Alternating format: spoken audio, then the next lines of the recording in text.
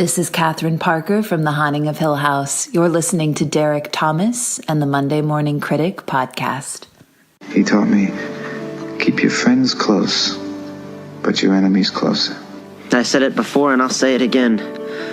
Life moves pretty fast.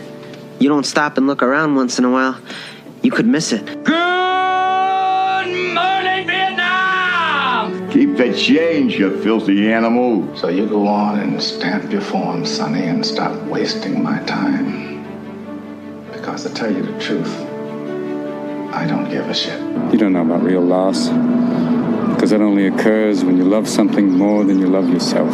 So if I'm not black enough, and if I'm not white enough, and if I'm not man enough, then tell me, Tony, what am I? My name is Borat. Hey, I never asked you. Yeah. You like guacamole?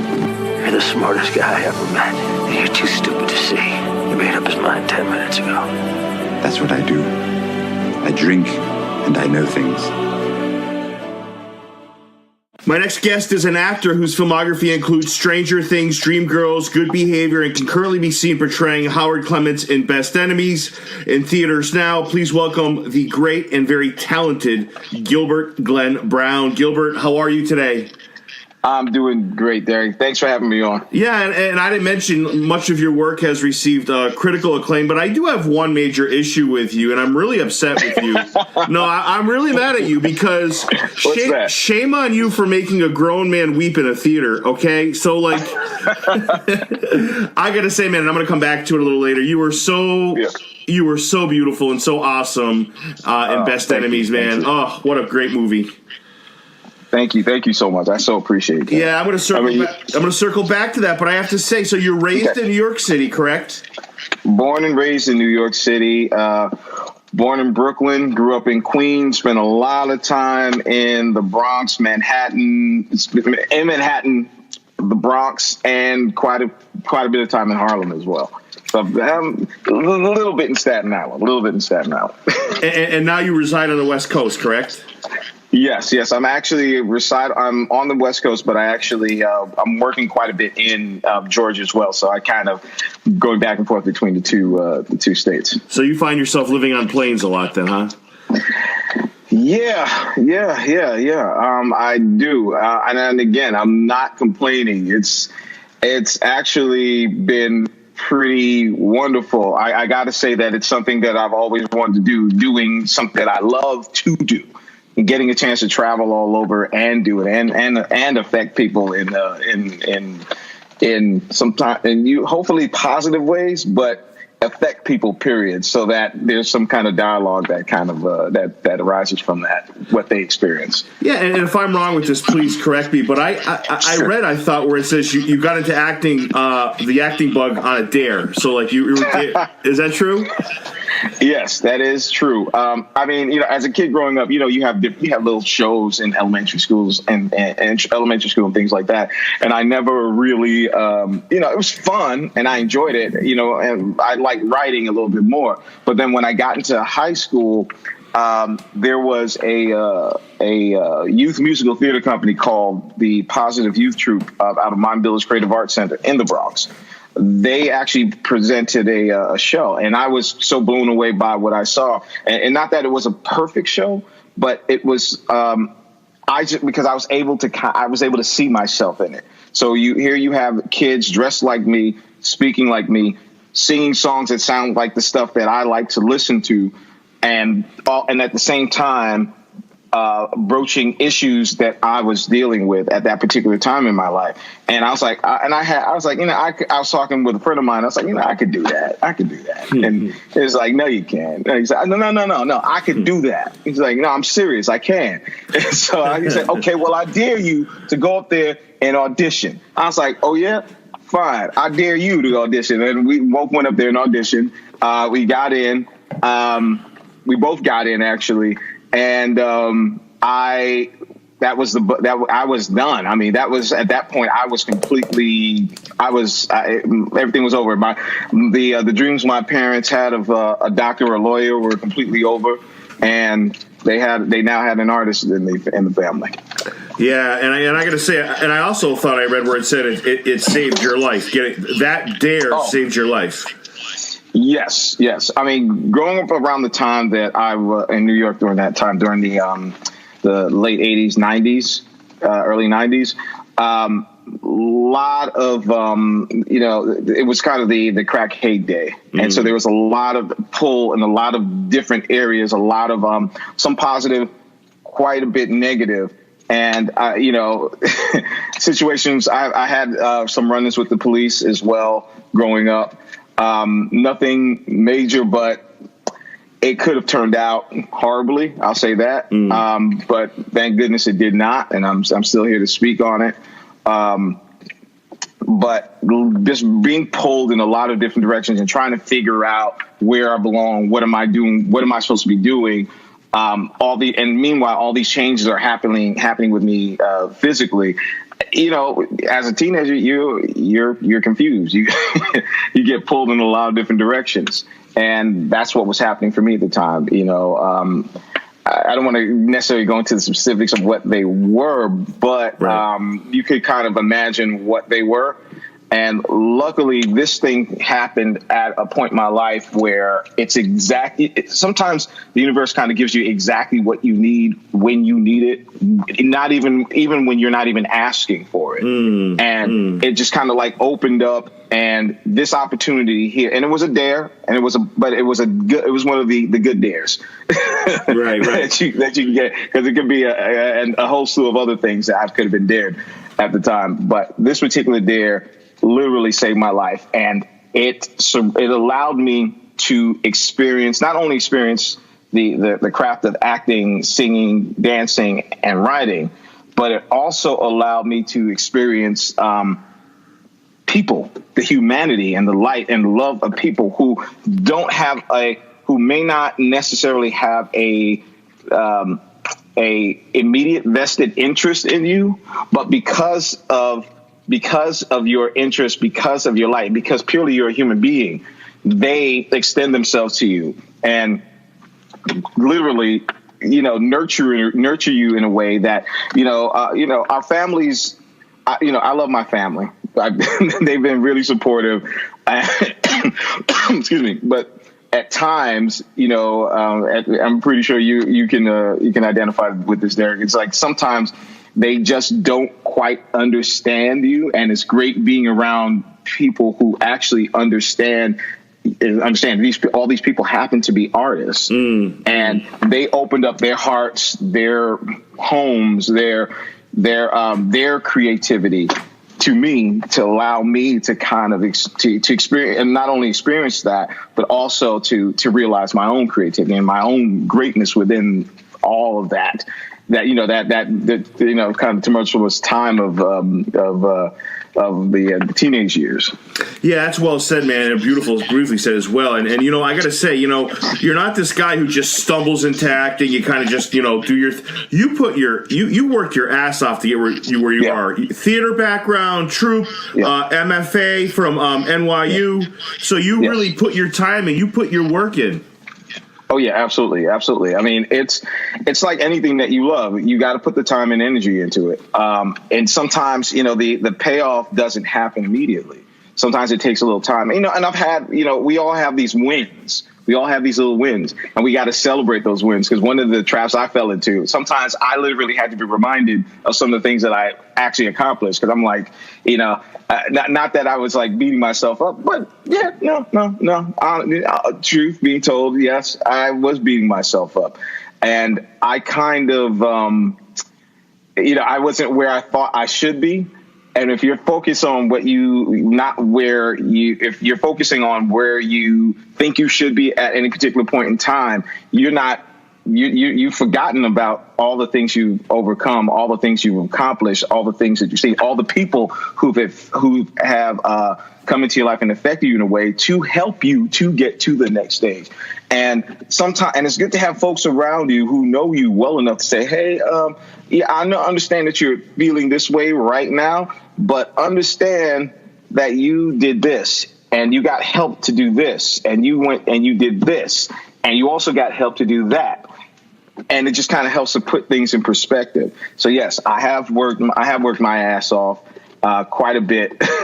And it's really, and I'm not afraid of hard work. I'm not afraid of hard work, and that's one of the things.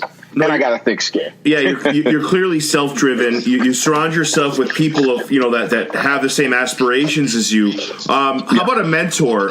Any mentor in your life, Gilbert, where you're like, that person really got me to this point of my acting career? Ooh, wow. I can't say one. I like to say that I have mentors who are physically close to me, but mentors who don't know that they're mentors of mine that I watch from a distance. Close up to me, like I said, coming out of that kind of environment at Mind Builders, I had several mentors. There was Harry Poe, who was my acting mentor. He passed away, and he was kind of like he passed away while I was in high school, actually, and he was one of the motivating forces for me to kind of like, really, if I'm going to do this, I need to go ahead and do this. And that's when I said, I'm going to NYU. This is what I'm going to do with my life. It was also Ankh Ra. Ankh Ra, he's an amazing vocal coach as well as my godfather as well. And then there was Madaha Kinsey Lamb, who runs the organization, and there's Milveda Hughes, who ran the dance program and also taught us, who were also choreographed for us as well. And Hilda Willis, who's my theater godmother, who I love dearly, who's gotten me out of many a nervous breakdown. But I have peers who have been mentors to me as well. Ali Me Ballard is one. Those who I kind of look at, and I won't say idolize, but they definitely have mentored me from a distance. The first person that always comes to mind is Sidney Poitier. Just watching him, his grace, his humility, his humanity, and his longevity. I mean, you say his name and people are like, yeah, oh yeah, just a fantastic human being. And I have a short, quick story about. I didn't speak to him, but I saw him. I was in school. I was working at I won't say the name of the store, but a high-end part-time at a high-end jewelry store on Fifth Avenue in New York. And I just felt, you ever have those moments where you just feel like, you know what, I don't want to be here. I don't want to do this. This is not who I am. Mm-hmm. And I had on a suit, nice suit, going into work, and I got there and I was like, I don't feel good. And literally, I got nauseous. I got sick. Got in there, and the supervisor was like, "Are you okay?" I was like, "No, not really. I'm not feeling too well." They were like, "Okay, go home." And coincidentally, there was a rehearsal that I was missing because I was there. And I walked out, and as soon as I walked out, I said, "Okay, great. I can go to rehearsal now." And I started feeling better. And I look up. It's the summer. It's like probably like April. It wasn't summer. It was pretty warm though. It was like April, May. And I look up, and I see a tall man walking towards me, white linen suit, dark skin, and I'm looking, and he gets closer to me, like within a few feet of me, and it's Sidney Poitier walking down Fifth Avenue. Wow. And I look at him, and he looks at me, he smiles and he nods. I smile and I nod, and I was like, that's all I needed. That's all I needed. And it just kind of like motivated the rehearsal in a way for me that day that was just like, phenomenal. And so he's one of those who I kind of look at from a distance as well. No, that's a very special moment, and I absolutely understand what you're saying. And I'm looking here a little bit off, the beaten path here. Sure. I want to say before, with everything you just said, I mean, you're really living proof that learning is a lifelong process, because you seem like a guy that's always learning, right? Yes. I'm a firm believer in, if you're not learning, you're not living. And every moment, every day, if you go through the course of your day and you haven't learned something about the world that we live in, about yourself, about someone else, be it someone you know or don't know, then you're not you're not really truly living. You're not really truly experiencing life to its fullest. I mean, I won't sit here and say that I'm, done everything I wanted to do, and I'm living the life that the life exactly that I want to live.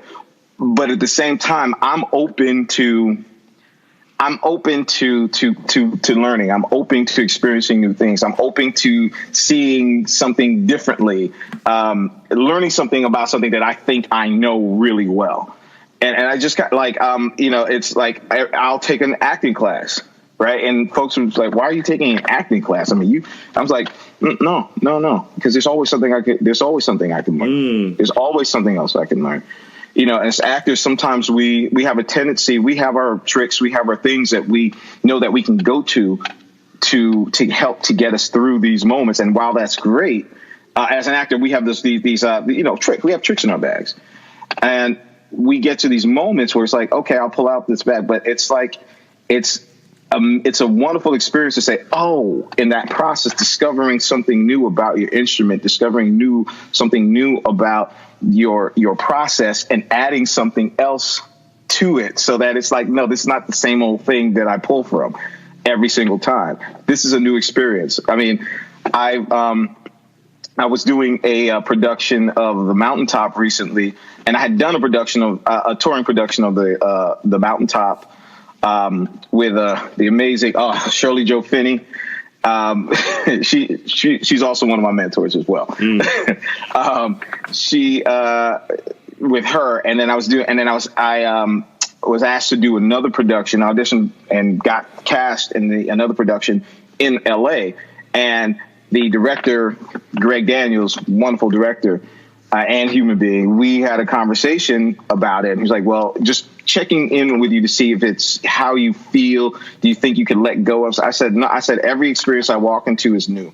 And I said, it would be disadvantageous if I walk into this just doing what I did in another production. I don't want that. And that's not allowing you the space to do what to do to have your vision come to fruition. And it's not allowing space for the other actor to kind of live and breathe and experience this world that we're creating.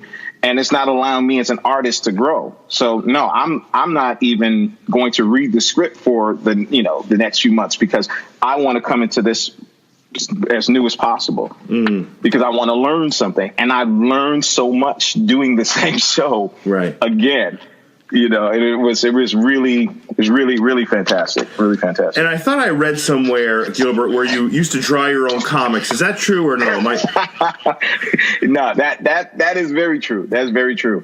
I had a very, I guess they would call it ADHD now, but I think everyone has ADHD, but that's a whole other conversation. But as an artist, as a kid, I still have a very active imagination. And so I was very into comic books, DC, Marvel. I'm kind of an encyclopedia.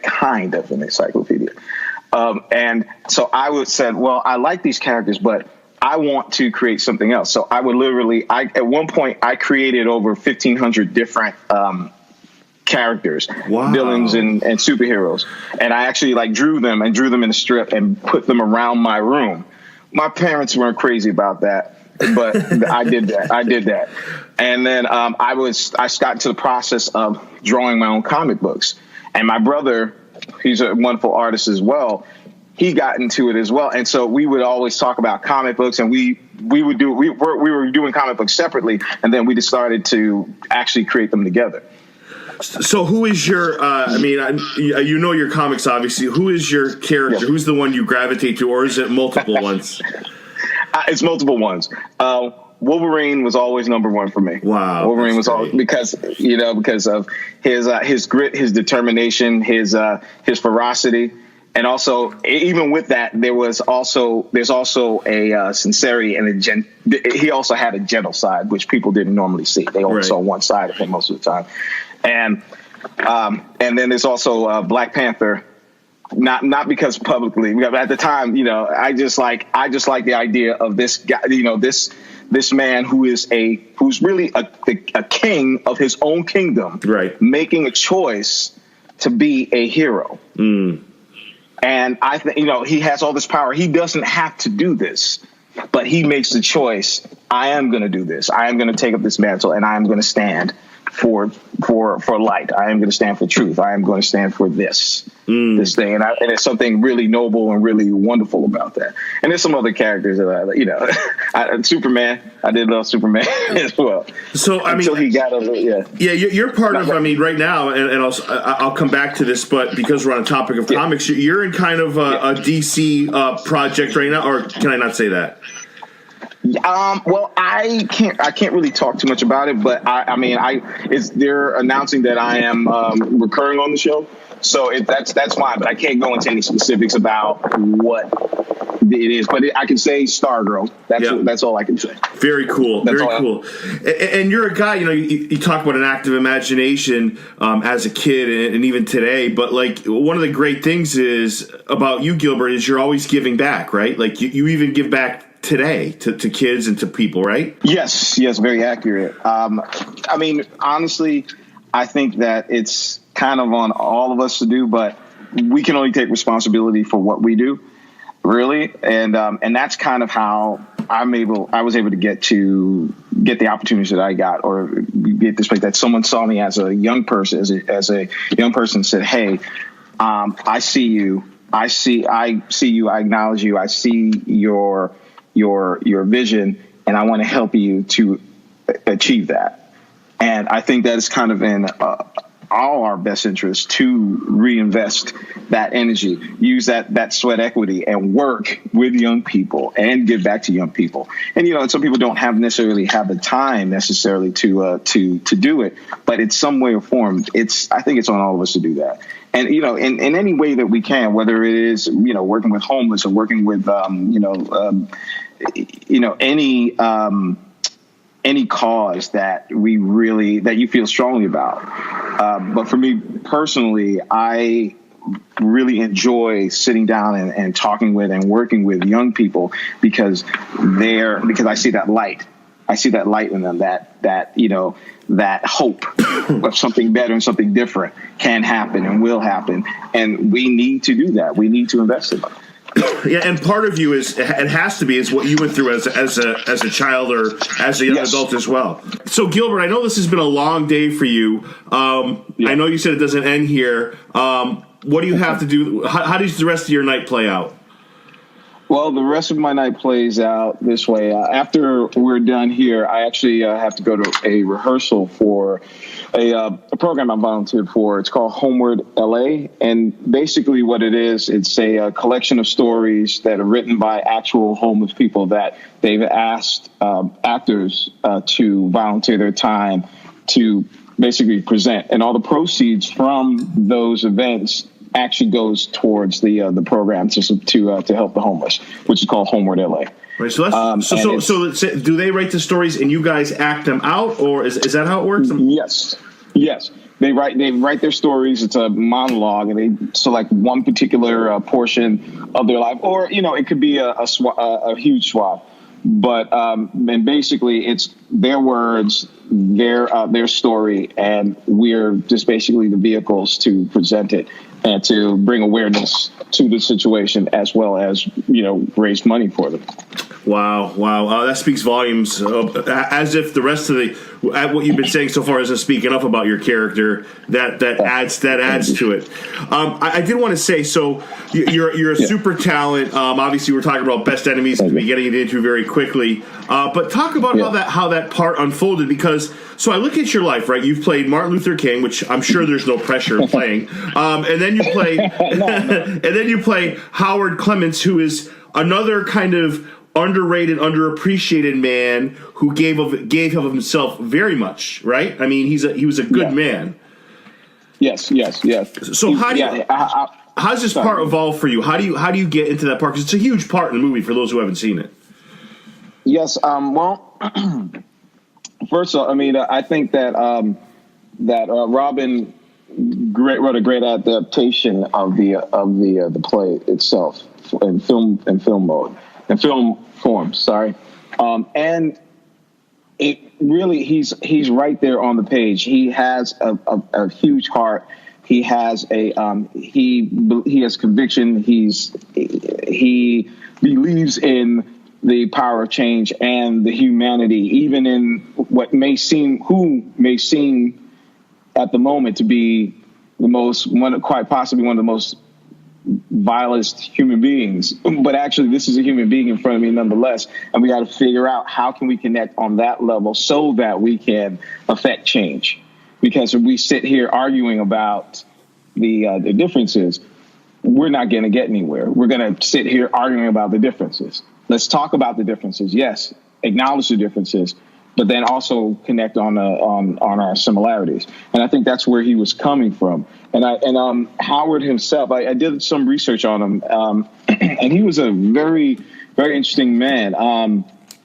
He's from Durham, but he was educated in the North. And so he made a definitive choice to come back to Durham and help out his community. And one of the things that I was told was that he actually, there's a center there. I think it's called the,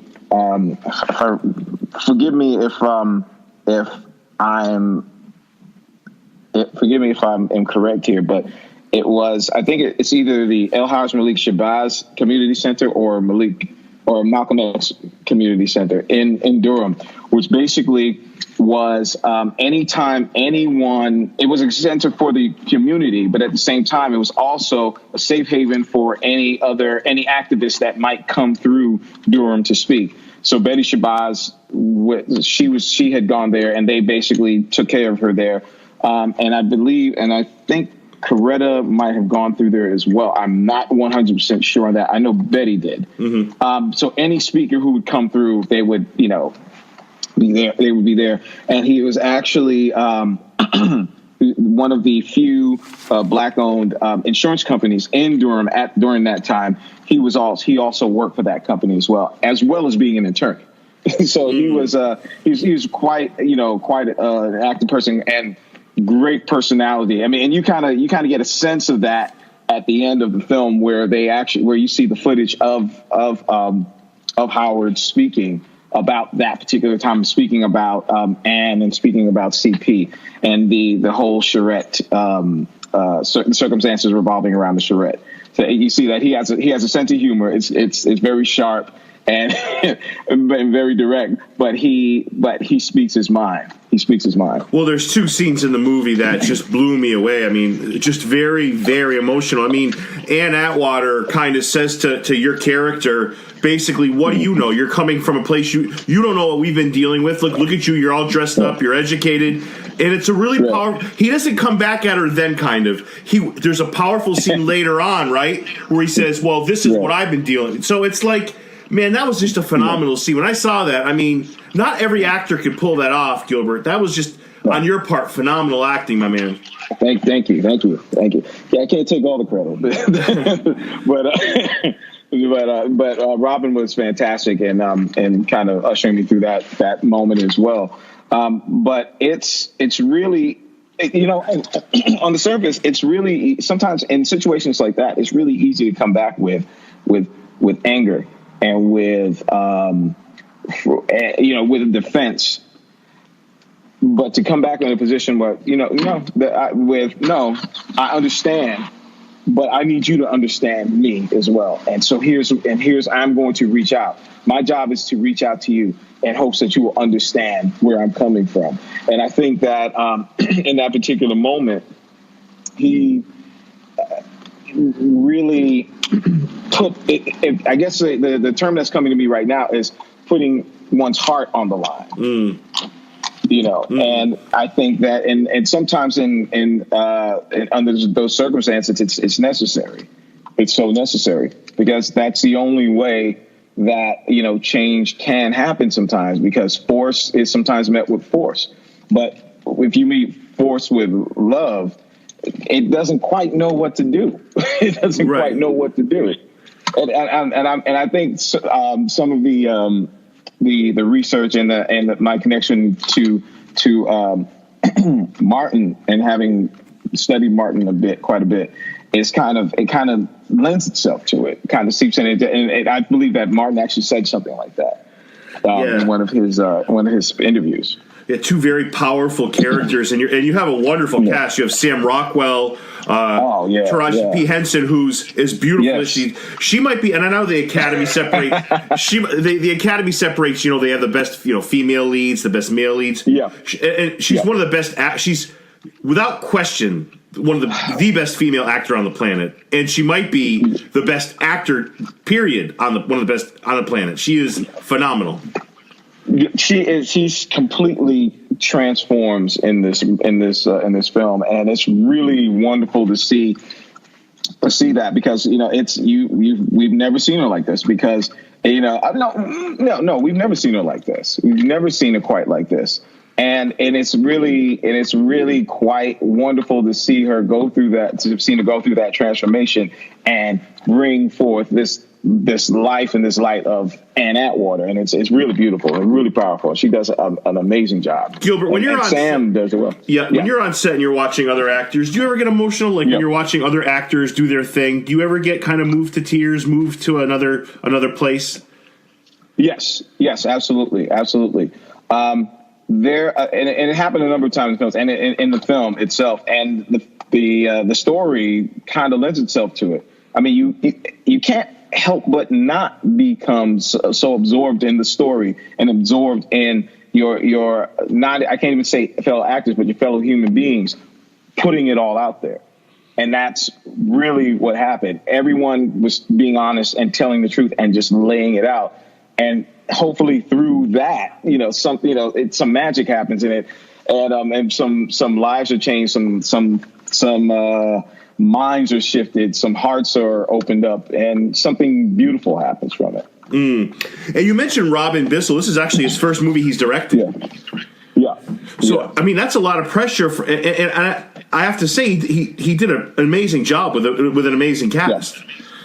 Yes, absolutely. I mean, he really had an ability to kind of like, okay, this is set it up, and then step away.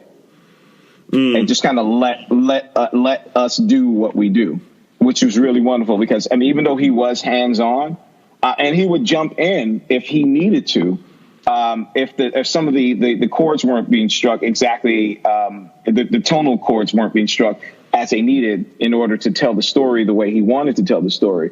But for the most part, he kind of set it up and then just stepped back and let us do what he brought us in there to do. Yeah, and it was really, that doesn't happen all the time. So this hands on when he needs to be, but stepping back when he had to. Which is smart. And I have to say, I wrestled with this question whether to ask you, and I said, you know what, I'm going to ask him. So, a director like Robin, his first movie, he's directing a movie that's historical. It's a civil rights movie. The times were ugly times in many cases. Segregation. Some of the slurs used. I'm watching Sam Rockwell use some of these slurs. How, as a director or a writer, and this is probably stupid, but I really don't, I lack another way to phrase it. How do you know when it's too much of a slur? Like back off. Like, I know Spike Lee got mad at Quentin Tarantino because Quentin Tarantino goes nuts with his writing. He just kind of the slurs just go nonstop. So how much is enough, and how much is enough to where you're making a movie historically appropriate for the time without being over the top? Does that make sense? Yeah, absolutely. It's the question that you have to ask yourself, honestly, is does it serve the story? Okay. Does it serve the story? Does it propel if this is said this many times here, it kind of, if it's said too much, it totally dissipates the power and the intention of it when it comes up again. And so if it doesn't serve the story, and if it actually robs from this telling the story and robs this human being in this moment who's on the receiving end of it, that has to be propelled to this particular moment, has to propel them to the next beat, it doesn't serve. If it doesn't serve the story, it doesn't need to be there. And I think that within the context of this script, and it's real easy to kind of just say, oh, the time, and just we're going to just let everyone fire off the N-word or whatever word they want to at any point in time. It's like, no, it does not serve the story. At that point, it just becomes pretty much masturbatory, and it doesn't drop the point that needs to be driven home. is not there. It's not there. It no longer exists. The point of why are we doing this? Why are we doing this? It no longer exists. Well, and I gotta say, this movie is phenomenal. It's my favorite movie of 2019, certainly. Thank you. Yeah, and I have to say, most people, like, I want to say 90%, and I hate critics, by the way. I want you to know that. I mean, if I could change the name of my podcast, it'd be Monday Morning Fan or something, because I do hate critics, because people have I found a little bit of hate aimed at this movie. It was the same type of hate aimed at Green Book, right? So Green Book and this movie do not claim to be documentaries. Do they not claim to be, word for word, scene for scene, exactly what happened? They're representing the things based on a true story. And when they say I am so angry at the hate that the few critics, there's not a lot of it, but the people that see it love it. It's the critics that are looking for, I don't know if they're looking for a documentary or what, because I have to say, in Green Book's case, it was so disrespectful to Mahershala Ali. In this case, it's so disrespectful to the whole cast.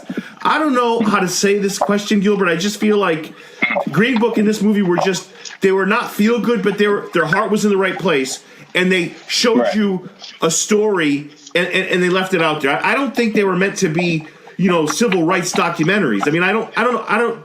Does my point? Do you get what I'm trying to say? Yeah, I mean, the line between the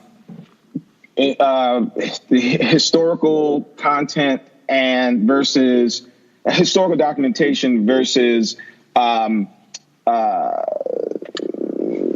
the word I'm looking for? Versus artistic intention. Right. Well said. Yes. And I think that in the case of I haven't really looked at a whole lot of reviews. I'll leave that to other folks to determine, because I find that sometimes what happens is that we're really dealing with someone's opinion, right? And while they may have some valid points, it's someone's opinion. And a lot of the times you take that and you discern for yourself. Well, I see that, but I'm going to go out and see this movie, or I'm going to go out and see this play because I want to see if I come to the same conclusion that this person did. Now, no film, I don't believe there's been like the perfect film or perfect play ever written. I just, and that's the wonderful thing about art. You get another chance to create and do something. If you didn't like it, it's like, you know what? I want to tell the story, but I want to tell it this way, or I want to talk about it this way, or I want to discuss these particular issues. And I think the point of the film was the power of change. That was the point of the film. What can the connection on a human level can influence transformation for the better, can influence change for the better, can influence something positive occurring out of something negative. And I think that sometimes we can get, I kind of draw the line if it gets disrespectful in terms of the interpretation of it. Like, I would never want to disrespect the memory of any of the people who actually lived this, experienced this, and sacrificed so that change could come, so that change could occur, so in the hope that as we walk and breathe now, things are just a little bit better, with the fact that they did what they did, they sacrificed what they sacrificed, or they changed, or the changes that they made in their lives meant something. But like I was saying, I said I do draw the line if it becomes disrespectful to their memory. And one of the interesting things, I haven't heard this because I heard this around Green Book, was that the family in particular had an issue with the depiction and the way the story was told. And in this particular story, I haven't really heard any of that, which I find interesting. With this particular story, and I found it interesting. I do know that the families were quite involved. That Robin made sure that he communicated with the families, with all the families involved. Bill Riddick, actually, he's the only one of the four that's still alive right now, he and his wife. So he actually came to the set, and we had a chance to meet with him and talk with him a little bit. And he, and it seemed to be that where Robin was going with the project, where we were going with the story, was in a positive light. And the objective of the film was not to alter anyone's view of CP or Anne, but to kind of tell the story of these two human beings trying to connect. Now we can go back and forth and look at the what was this balance? Was it not balanced? We can have that conversation, but it's also about what was the point of the story? What was the objective of this? Did it accomplish that? Were you moved? Did it affect you in some way? Hopefully positive, in a positive way. Because I think that was the ultimate intention of the film, is to open up your heart, to open up your mind, to open up the possibility that this person right across from me is really no different from me. No, and that's well said. That's well said. And I shouldn't have lumped them together, but I guess my point was people are finding ways to hate on two movies whose heart is in the right place for very different reasons. You know what I'm saying? Yes. And it's really interesting. And then the question is, well, what is the reason for that? I guess that would be the question. Like, where's that coming from? And I guess also at the same time, it's kind of telling, because the times that we're living in right now, unfortunately, there's so much hate flying around that it's almost like having a cup of coffee in the morning, unfortunately.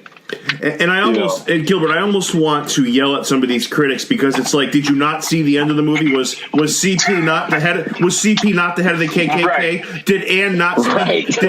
Did Anne not speak at his eulogy? Did they not become best friends? I mean, I don't know. I feel like they don't believe it. They don't believe it. That's the thing. That's right. It's so fantastic that it's like, I don't believe that. That couldn't have possibly happened. That's right. That's absolutely. And the critics are displaying the ignorance that they write about. Like, they're saying, oh, it may have left out a particular movie, might have left out this or that. And the real ignorance comes from some of these reviews, I feel like. Gilbert? But hey, everyone has an opinion. Yeah. Everyone has an opinion. Yeah. And it's like, it would be great if it was a situation where we can have like an open dialogue in regards to, okay, what did you actually get? What did you get from the movie? What did you garner from the movie? Did you understand the intention of the writer in this film? Did you understand what they were going for? Do you understand the message they were trying to convey? And then we can have a dialogue from that. Or what did you get from it, so that we can show that dialogue can happen. But like I said, everyone is allowed their opinion, but we have the power to make the choices for ourselves and decide, well, you know what? You said that, but I need to do the research, which goes back to what we were talking about earlier about learning. You never stop. You just don't. Just because someone said this is what it is, you don't need to take that as fact. Go back, do the research. Most of the information is out there. And you read what the people are saying, it's overwhelmingly positive. And when I see people, when I'm walking out of the theater, wiping their face, wiping tears out of their eye, as a cast, you've done your job. Yeah. Yes. But hey, is there a lot of pressure on you, Gilbert, when you get a big role like this? Like, I mean, you have a great filmography coming into this movie. But do you feel the pressure to perform because hey, this is a big release. I've got some big names around me. This could be a This could be a springboard for other things. Do you feel that pressure, or it's like, what? I'm comfortable with myself as an actor, or I'm just going to do my own thing? Well, honestly, initially when I found out who was involved, I tried, like, in the audition process, I didn't know who was involved initially. And I prefer that because I just want to go in and do and bring my interpretation, my understanding, my humanity, as far as my understanding of who Howard Clement is, or not just Clement, but any other human being that I might portray, and just be open to that experience. Now, when I did find out who was involved and who was producing it and the whole spiel, I was like, wow, this could really be that's when the nerves started going in. But then at a certain point, I had to rely back on, you know what? I'm prepared for this. I've been, I rely on my training, rely on the fact that I've been doing this for a while. And with the understanding of, again, which goes back to kind of to the films, like everyone involved in this, we're all human beings. We're all human beings. And we're here reaching out to create this experience for others to watch and to share in. And hopefully feel something, be moved by it, or transformed by it somehow. And so that when that becomes more paramount than my ego, that's the most important thing. That's the most important thing. I can't, my ego, unless the person I'm portraying has an ego like that, I can't let that in. My ego has no place here. I have to be empathetic. I have to reach out, and it can't be about me. It has to be about the overall picture. Yeah, and Howard Clements passed away in 2016. Did his family reach out to you, Gilbert? They did? No. You know what? Actually, I haven't had any connection with the family. I was hoping that at some point that would happen. I would love to know how they felt about the film overall, and specifically how my research and interpretation of their family member, how they felt about it. If they felt it was honest, if they felt that it was accurate, if they felt that whatever they might have felt about it. I would love to know that. I have to say, I don't know Howard's family, obviously, but how anybody could feel anything but pride at the way you portrayed that character, I would be stunned if they didn't love it. Oh, wow. Derek, I appreciate that so much. Thank you. So I got to tell you, when you collect your Academy Award, if my name is not said out of your mouth, okay, I'm gonna tell you what, you can laugh, but let me tell you, I had the Green Book writer on. I said, you're going to win an Academy Award and you're going to win a Golden Globe, and he won both before. And my name was not mentioned, but you have a chance to redeem that. Okay. All right. Before I let you go, talk a little bit about any projects you have on the horizon. Any type of handles you want to give out for Twitter or anything else. This is your forum. Sure. Oh, absolutely. So once again, thank you so much, Doug, for wanting to speak with me and for allowing me to this platform. I so appreciate it, man.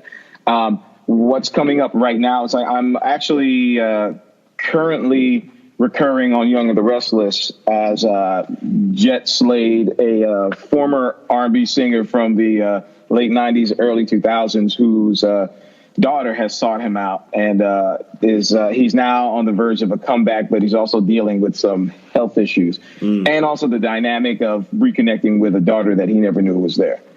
And I'm also recurring on Stargirl, which I just started work on, so I can't talk too much about that, but Young and the Restless is airing right now currently. Gilbert, what network is Stargirl on? Stargirl will be on DC Universe. Okay. And my Facebook is my name, Gilbert Glenn Brown, Glenn with 2 N's. My Instagram also is Gilbert Glenn Brown, Glenn with 2 N's. And my Twitter is G Glenn Brown. And that's it. And also my website is gilbertglennbrown.com. No, and thank you. I'm very fortunate. We live in a time where I get to watch such wonderful actors like yourself just move me and bring me to emotions that I just enjoy feeling. And, man, I can't thank you enough for coming on the show today. Not a problem. Again, Derek, totally my pleasure. And thank you for creating a forum for artists to kind of just be themselves and speak freely.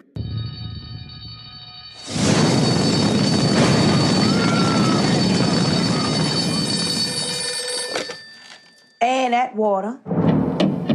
Last night, an electrical fire destroyed East End Elementary School. Mama, where are we gonna go to school now? Mama gonna find you somewhere real nice to go. Not gonna have black kids going to temp school. Oh, come on. They're gonna put them somewhere. Mississippi putting it down. I'm the hottest round. We gonna beat school segregation once and for all. Listen to me now. You better get your ass down to City Hall tonight. Who's next? They say you represent a great many people in this town. He'd be right about that. I'm holding a committee meeting. The council will vote to either adopt or reject school integration. I need 2 co-chairs, you and Ann Atwater. Ann Atwater. I'm the president of the Klan. He's about to hand you the keys to school integration, and you're gonna lock the door. You did. Would you look at that crazy white man? Folks in this town want blacks to stay in their own schools. I'm here to protect my family, so all the better is you don't get in my way. Well, I'm gonna get in your way. We're here trying to understand each other for once and stop fighting. This here does the talking for me. I have a Bible. Well, then you ought to know. No, what? Same God made you, made me. Sometimes there are necessary evils for the greater good. You didn't have to do that. You should have told me. As long as the C.P. Ellises of the world keep getting their way, ain't nothing gonna change. She looked at me like I got some kind of monster. What'd you expect? I'm talking about home. I'm the president of the Klan. I'm supposed to hate black folks. Now, if I don't believe that, then I got a problem.